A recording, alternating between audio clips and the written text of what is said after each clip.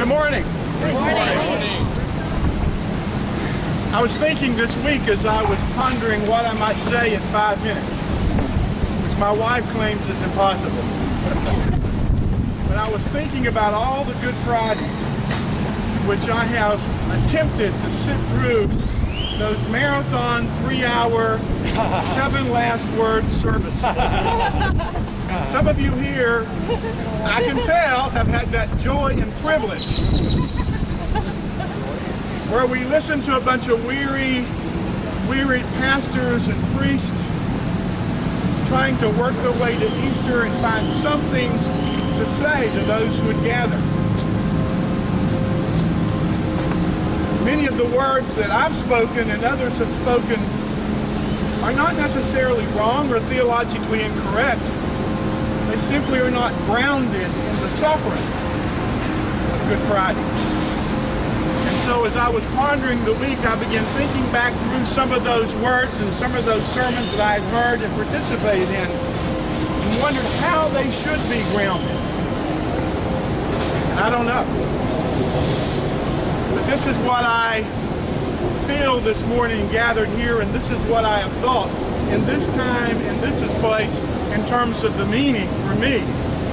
As I listen as a poor man, speaking to poor people, hanging from a cross at the hands of principalities and powers, and some of the words resonate strongly with me today.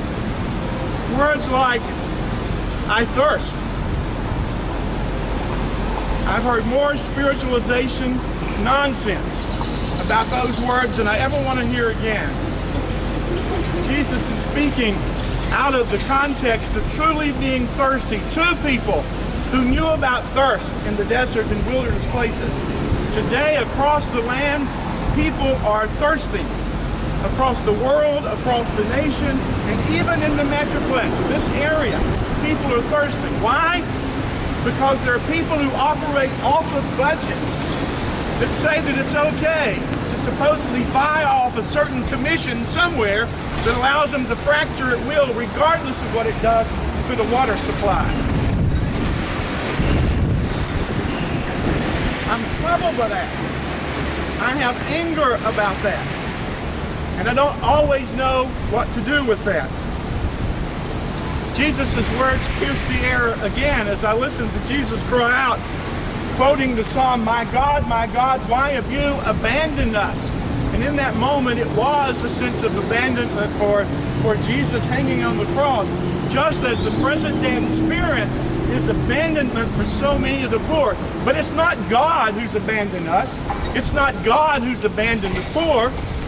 Rather, it is those whom we have elected, those who sit on the boards of the corporation, and those of us who too often stay in silence because we dare not speak up about the moral imperative of addressing the needs of the common good and all of God's people.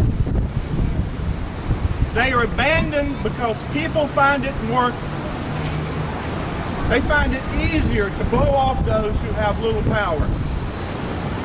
People are more concerned about corporate interest and political narcissism and justice systems that are warped and refuse to hear the poor in the courts, because that too is dominated by people who have been bought and paid for by a couple of brothers sitting somewhere comfortably, looking down upon the poor and smirking.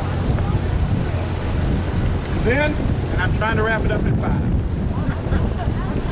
then I remember the words that come back to me again.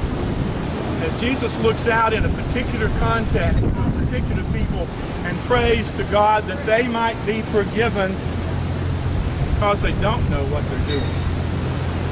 And let's be clear, those words are about a particular person in a particular place. Because when all is said and done, and we stand before God, and our fellow citizens stand before God, we cannot and dare not plead ignorance, because we know. We hear it, as Joe said, in the news. We see it on the television. We see the poor walking into our buildings. We know they exist. We know there's a problem. We know there's a disparity between those who pay so few taxes relative to their income and those who pay so little because they have none. Ignorance will not today play out. Ignorance tomorrow will not be acceptable. We cannot claim simply to be ignorant, therefore to ask forgiveness. It is not that God is not willing to be full of grace. It is not that God is not a God of glory who cares and will receive us and accept us in grace.